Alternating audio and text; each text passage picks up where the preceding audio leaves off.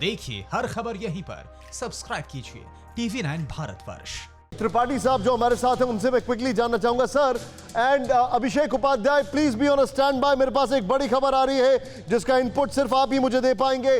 Tripathi sir, मैं आपसे जानना चाहूंगा, ये जो है मीटिंग, इस मीटिंग में क्या स्ट्रैटेजी होगी रक्षा मंत्री राजनाथ सिंह की?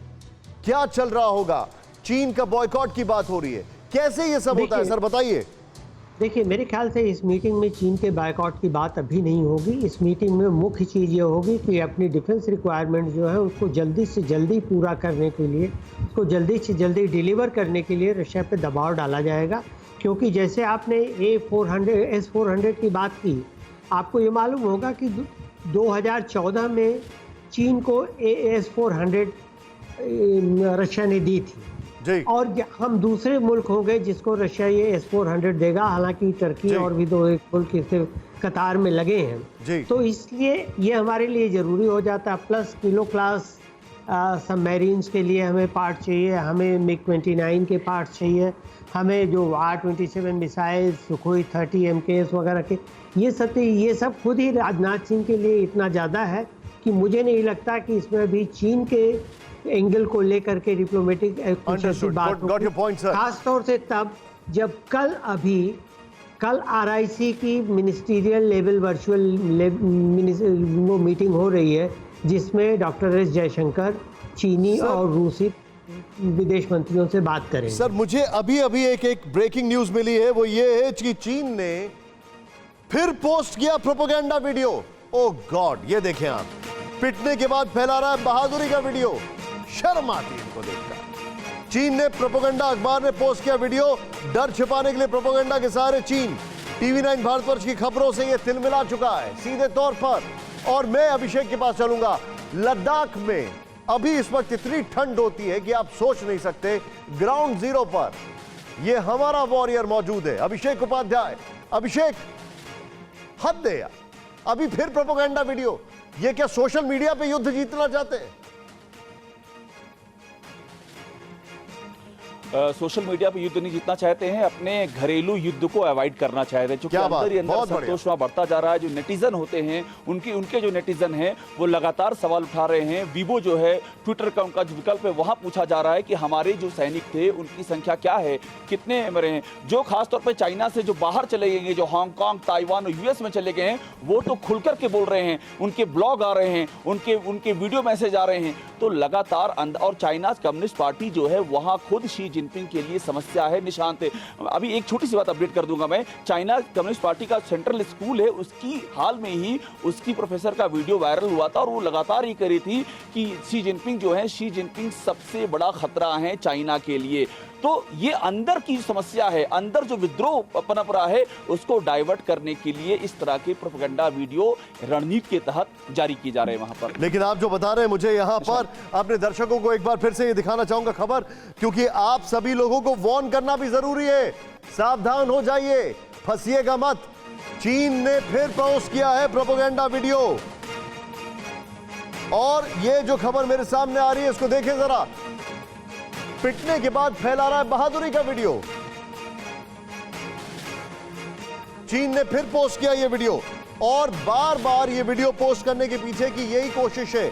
मैं सीधे यहां पर आपको लेकर चलूंगा, मेरे साथ मनीष झा है। मनीष, ये क्या तमाशा है यार? अब बार बार ये जिस तरीके से कर रहे हैं, जैसा कि अभी अभिषेक ने बताया बहुत अच्छा कि अपने इंटरनल ऑडियंस को कन्वे करने की कोशिश कर रहे हैं, लेकिन एक इंतहा होती है ना झूठ बोलने की भी। ये तो तमाशा बना दिया। देखिए, बिल्कुल सही बात है, लेकिन चीन का यही चरित्र भी है और जिसे हमारे साथी अभिषेक बहुत अच्छे से बता भी रहे थे कि चीन में हो भी यही रहा है कि इतना अधिक दबाव है चीन की सरकार पर, चीन के राष्ट्रपति पर, उनकी पार्टी के द्वारा भी। और आप देखिए ना कि सबसे बड़ी बात कि सोशल मीडिया से भारत का तमाम पक्ष हटाया जाना। अब ऐसे में अगर चीन की जनता के सामने ये लग रहा है कि अगर कोई युद्ध हो रहा है तो उसमें दूसरी तरफ से भी तो कोई बात कही जा रही होगी, वो अवेलेबल नहीं है। तो इससे और ज्यादा कंफ्यूजन फैल रहा है। चीन के लोग बहुत ही व्यग्र हो रहे हैं कि आखिरकार बात क्या है, और जितना कुछ चीन की सरकार छुपाने की कोशिश कर रहे हैं, चीन के अंदर जो आंतरिक अगर आप कहें कि व्याकुलता, व्यग्रता, वो इसी वजह से और अधिक बढ़ भी रही है। जी आप जो बता रहे हैं काफी मैटर करता है और मैं सीधे यहां पर लेके जाऊंगा मैं अपने दर्शकों को। मेरे साथ युक्तेश्वर जी मौजूद है। युक्तेश्वर जी, ये प्रोपेगेंडा वीडियो जो बार बार चला रहा है या जो कुछ भी कर रहा है, क्या वहां की जनता इतनी मासूम है? जी मासूम भी है, मासूम तो नहीं है, लेकिन अब उनके पास कुछ है नहीं, क्योंकि चीन में एक ऑथोरिटेटिव सिस्टम है। अभी जैसे एक सप्ताह हो गया, वहां पे हम लोग अब सब जान चुके हैं कि 53 लोग मरे हैं, लेकिन चीनी भाषा के पत्रों जो पेपर्स हैं उसमें कितने लोग मरे हैं, उसमें जानबूझ के लिखा गया हुआ है कि 20 से कम यानी 17 लोग मरे हैं। तो किसी भी चीज को वहां पे बोलने के लिए या लिखने के लिए सबसे पहले शी चिनफिंग जो सीएमसी के चेयरमैन है, वो केवल प्रेसिडेंट और जनरल सेक्रेटरी नहीं है, वो सीएमसी के चेयरमैन है। और किसी चीज को मेरे सहयोगी सुमित जो है वो एक अपडेट लेकर आ रहे हैं। मैं आपको थोड़ा सा रोकूंगा। एक बार फिर से वो ब्रेकिंग न्यूज हम अपने दर्शकों को दिखाने जा रहे हैं। जो अभी भारत और चीन के बीच में बैठक चल रही थी वो समाप्त हो गई है। वो बैठक जो समाप्त हो गई है वो वाली ब्रेकिंग मैं फ्लैश करने जा रहा हूं। अब से फ्यू सेकंड्स में भारत और चीन के बीच में जो बैठक समाप्त हो गई है, इस वक्त की बड़ी खबर, कमांडर लेवल की जो बैठक है खत्म हो गई है। इस बैठक में 11 घंटे तक चली सैन्य स्तर की बैठक। और अभिषेक स्टैंड बाय पर है क्योंकि हमारे पास और इंफॉर्मेशन, फिंगर 4 से 8 तक पहले की स्थिति बहाल रहे, ये बात की जा रही है। और भारत चीन में कमांडर लेवल की बैठक खत्म। सुमित, फोकस क्या था इस बैठक का? पहला, कैसे आइस तोड़ी जाएगी, या दूसरा सबसे इंपॉर्टेंट चीज जो मैं अब समझना चाह रहा हूं, कौन सी सिचुएशन को मैनेज कर रहा है, पैंगोंग या गलवान? देखिए, दोनों चीजों के ऊपर साफ और स्पष्ट बात करनी थी। यही तभी वजह थी कि कोर कमांडर लेवल के ऑफिसर दोनों दोबारा मिले 6 जून के बाद, और ये 15 जून के बाद पहली मीटिंग थी दोबारा से। मेजर जनरल रैंक के ऑफिसर लगातार मिल रहे थे, लेकिन अब कोर कमांडर फिर मिले। उन्होंने साफ तौर पर कहा कि पहला एजेंडा जो होगा भारत का वो ये कि पैंगोंग त्सो लेक से आप यथास्थिति दोबारा मेंटेन करिए, यानी फिंगर 4 के पास से आप हटिए। और दूसरा इंपॉर्टेंट कि गलवान वैली PP-14 के पास जो इंसिडेंस हुआ उसमें तथ्य रखे गए कि किस तरीके से चीन ने वादा खिलाफी की, चीन ने एग्रीमेंट की सारी चीजें तोड़ी, वॉयलेशन किया गया। और यह बताया गया कि चीन की तरफ से यह लगातार सिचुएशन जो पैनिक क्रिएट करने की जा रही है LAC पर, उसको पीछे करे चीन, और नहीं तो फिर भारत उन सब चीजों को करेगा, भारत उन सभी चीजों को अपने डिफेंस में करेगा जो कर सकता है। निशांत, लेकिन आप जो बता रहे हैं वो मेरे लिए यहां पर एक बड़ी महत्वपूर्ण जानकारी है। इतनी लंबी बैठक चली है और समाप्त हुई है। अभिषेक मेरे साथ है। अभिषेक,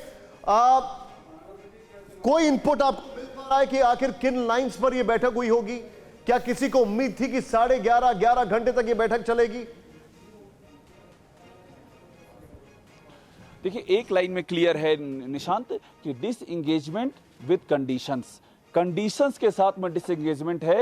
आपको डिसएंगेजमेंट तो करना ही करना होगा, लेकिन साथ में कुछ कंडीशंस भी हैं, वो कंडीशन फॉलो करनी होगी। SOP प्रोटोकॉल जिस तरह से अब चेंज कर दिए गए हैं, उनकी रोशनी में नई शर्तें पालन करनी होगी, और ओनस चीन के ऊपर है कि चीन इनका पालन करे। आप जो बता रहे हैं काफी मैटर करता है। परवाह देश की, सोमवार से शुक्रवार रात 10 बजे TV9 भारतवर्ष पर।